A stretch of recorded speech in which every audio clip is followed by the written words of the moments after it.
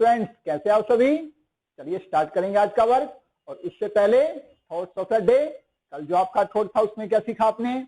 जो हमारा था do what is right not what is easy. इसका मीनिंग क्या था? हमें वही काम करना है जो ठीक हो, हमें उस काम को नहीं करना है जो आसान है। आसान का मतलब ये नहीं है कि वो काम गलत है तो हम आसान काम होने की वजह से वो काम करेंगे।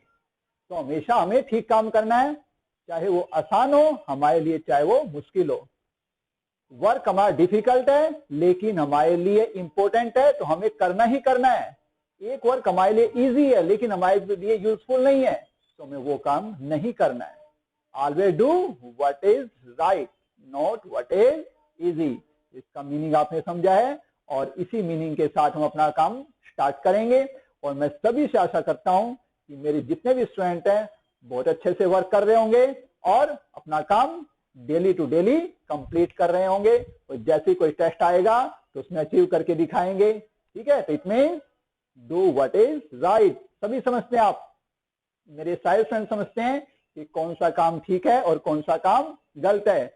जितने में मैं लेक्चर देता हूं उसमें आपको एक मैसेज दिया जाता है और हमेशा मैंने आपको लेसन दिया है कि हमेशा वो काम करना है जो हमें ठीक लगे और हम वही करेंगे। चाहे उसमें हमें कितनी भी प्रॉब्लम आए हम उसको नहीं छोड़ेंगे, हमेशा हम ठीक काम को आगे बढ़ाएंगे। तो now we start what is right not what is easy. हम अपनी और एक और बात है, हम अपने हार्डवर्क से किसी डिफिकल्ट काम को भी हम आसान बना सकते हैं। तो हमें कोई भी काम है उसमें उसके लिए हार्डवर्क करना है। क्यों? हमें समझना है कि वो काम हमारे लिए ठीक है, तो हमेशा हमारा जो काम है वो इजी हो जाएगा और हमारे लिए यूजफुल भी होगा। तो now start what is easy, think about it and now start your work. Thank you.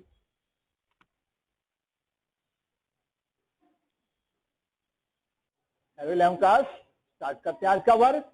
और आप डेली वर्क कर रहे हैं, मैं देख रहा हूं कि जो मैं वीडियो डाल रहा हूं उसको आप प्रॉपर ढंग से सभी बच्चे नहीं देख रहे हैं। उनको करना है, टाइम टू टाइम करना है, डेली करना है। ये नहीं कि आप पेंडिंग छोड़ देते हैं। कई स्टूडेंट में 5th चैप्टर कंप्लीट नहीं किया है, अभी आपका 1 चैप्टर कंप्लीट नहीं हुआ है, 1 चैप्टर जो मैं करवा रहा हूँ साथ साथ नहीं कर रहे हैं। ऐसा नहीं करना है और बिल्कुल आराम से रिलैक्स होकर वर्क करना है। कोई ऐसी वो नहीं है कि जल्दी नहीं है। अब मैंने कुछ बच्चों को बोला कि 5.4 अभी नहीं करनी है, तो कैसे कर ली उन्होंने, कैसे समझ आई? ट्रिग्नोमेट्री करने के बाद ही वो अच्छे से समझ आएगी। ऐसे नहीं करनी है कि इधर से देख के उधर से देख के पूरा करना है, बिल्कुल नहीं करना है ऐसा किसी ने। जो समझ आए उतना ही वर्क करना है, इससे एक्स्ट्रा नहीं करना है। मैं देखा 5.4 कुछ स्टूडेंट ने करी होगी, चलो उनको कुछ एक्स्ट्रा एफर्ट कर रहे होंगे, ठीक है, तो अब वो समझ आए तो ही करना। मैंने वो कहा कि अभी वो समझ नहीं आएगी, वो कब करेंगे? जब हम 3rd चैप्टर करेंगे, जब आपको साइन 120 की वैल्यू है, साइन आपके जो बड़ी वैल्यू आती है 90 से, वो उसमें फाइंड आउट करना सिखाएंगे, तभी हम करेंगे। ठीक है, तो समझो और साथ साथ काम करो, कुछ एक्स्ट्रा एफर्ट नहीं करना है। जैसे हम सिंपल सोबर 10 क्लास में काम करते हैं, आप बिलीव करें हमारे पे, काम सबसे बेस्ट होगा, आप चिंता मत करें बिल्कुल भी। ठीक है, हम आपके लिए। तो चलिए स्टार्ट करते हैं। तो इस चैप्टर को ध्यान से करना है, इस एक्सरसाइज को ध्यान से करना है। चलिए स्टार्ट करते हैं। कल हम क्वेश्चन नंबर फर्स्ट कर रहे थे जिसमें मैंने बताया प्रूव आपको कैसे करना है। तो इसमें भी ऐसे ही है कि हमें प्रूव करना है कि a minus B subset of a. तो ध्यान से लेना है, कैसे लेना है कि इसको सबसेट प्रूव करना है। तो हमने क्या किया, x को एक एलिमेंट मान लिया इसका, किसका? इसका एक एलिमेंट माना हमने x, मान लिया कि x इस सेट का a माइनस बी जो सेट है उसका एक एलिमेंट है x। तो कैसे लिखेंगे? x belong to a minus B, उसके बाद x belong to a and x not belong to. इसका मीनिंग क्या है? a माइनस बी का ऐसी वैल्यू जो a में है लेकिन बट b में नहीं है। a माइनस बी का मीनिंग ये होता है कि वो वैल्यू जो a में है और b में नहीं है। तो इसको लिखेंगे x belong to a and x not belong to b। इसका मतलब x किससे बिलोंग हो रहा है? a से। b से कोई मतलब नहीं है उसका, तो b को लिखने की जरूरत नहीं है। तो हमने क्या लिखा है? x belong to a।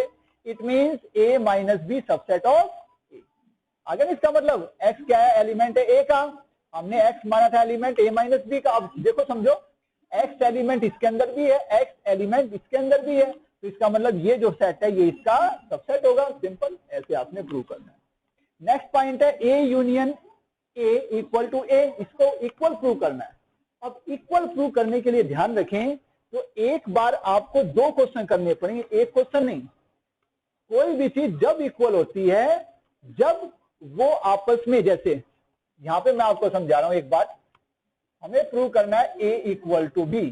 तो इसको प्रूव करने का मेथड है, पहले प्रूव करना पड़ेगा a subset of b and b subset of a। जब हम ये प्रूव करेंगे a सबसेट b का है और b सबसेट है a का, तभी हो पाएगा a इक्वल टू b। समझे इस बात को? a b का सबसेट b है और b a का सबसेट है, तो हम लिखेंगे a इक्वल टू b। तो ऐसी सिचुएशन हम यहां करेंगे, ठीक है। अब देखो इसमें भी ये प्रूव करेंगे, तो एक बार ये इसका सबसेट है और एक बार a उसका सबसेट है, ठीक है।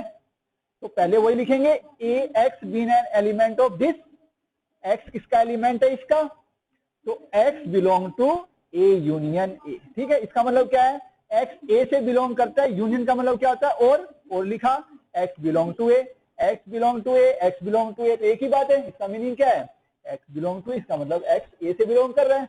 It mean a union a belong to subset of a, a union a subset of a, इसका मतलब ये हो गया, ठीक है। सेकंड पार्ट, अब x एलिमेंट लिया हमने a का, x एलिमेंट ऑफ a, तो x बिलोंग टू a। अब x बिलोंग टू a, सही बात है, या हम x बिलोंग टू a लिख सकते हैं क्योंकि हमें प्रूव करना है वैसा। तो x belong to a and x belong to a, और लिख दिया साथ में, a के साथ है और a के साथ है, लिख सकते हैं, बार बार लिख सकते हैं a को। तो इसका मतलब क्या हुआ, x कॉमन आ गया, a की जगह a, और का मतलब यूनियन a का a यहाँ पे आ गया। तो क्या आ गया, x belong to a union b। अब x एलिमेंट a का भी है, x एलिमेंट इसका भी है, it means a subset of a union a। अब देखो क्या हुआ, अब यहाँ पे a union a subset of a subset of a union a, it means a union a equal to b। जब वो भी उसका सबसेट है, पहला उसका सबसेट है, दूसरा उसका सबसेट है, तो इस सिचुएशन में कब होगी, जब वो दोनों इक्वल हो जाएंगे, ठीक है। तो ऐसे हमने प्रूव करना है। जैसे आपने ये पार्ट किया है, तो वैसे हम एक पार्ट करते हैं, थर्ड पार्ट भी वैसे प्रूव करके दिखाते हैं। x union phi equal to a, इसको क्या करोगे, पहले a union phi subset of a and a subset of a union phi के साथ, ठीक है। तो पहले लिया हमने x element of a union phi, तो x belong to a union phi, तो क्या जाएगा यहाँ पे, x belong to a and x belong to phi, सही लिखा। तो x या तो क्या है, फाई का मीनिंग तो कुछ होता ही नहीं है, नो सेट, तो इसको लिखने की जरूरत ही नहीं है। यहाँ पे क्या आ गया, a, अब ये आ गया a union phi subset of, तो फर्स्ट पार्ट प्रूव हो गया हमारा।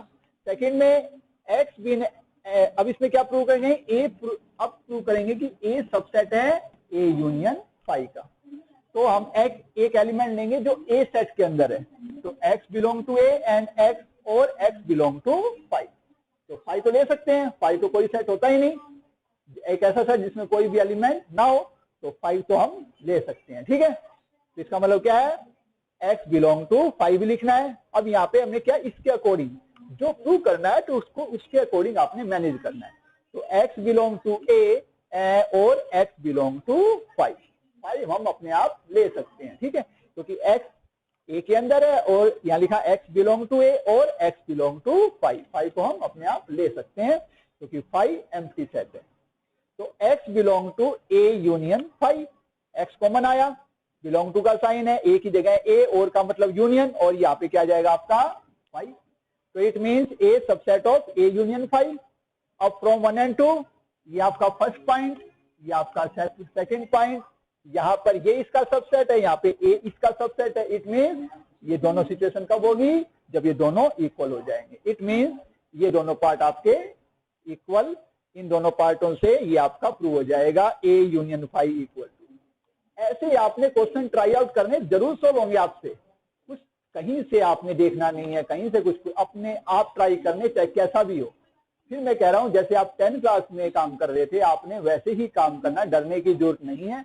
हमारा काम अच्छे, और किसी की हेल्प की आपको जरूरत नहीं है। जब मैं आपके साथ हूं तो हम अच्छे से मिलजुल के काम करेंगे। आप ट्राई करिए, आपके क्वेश्चन जरूर सॉल्व होंगे। Now you do your work with confidence.